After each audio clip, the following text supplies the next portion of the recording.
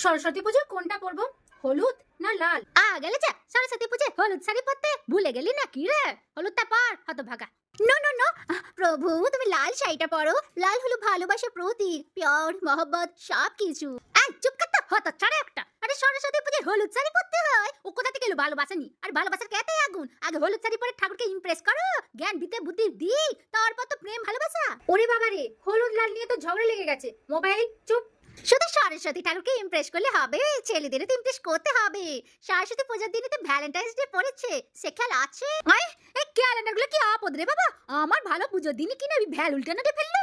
আরে তোরা চুপ কর, ঝগড়া করিস না। তুমি রেড শাড়িটাই পরবে প্রভু, তোমাকে ওটা পরলে না জাস্ট ওয়াও লাগবে। It's 100% love love love. It's 100% লাভ লাভ লাভ। হতচ্ছাড়া একটা।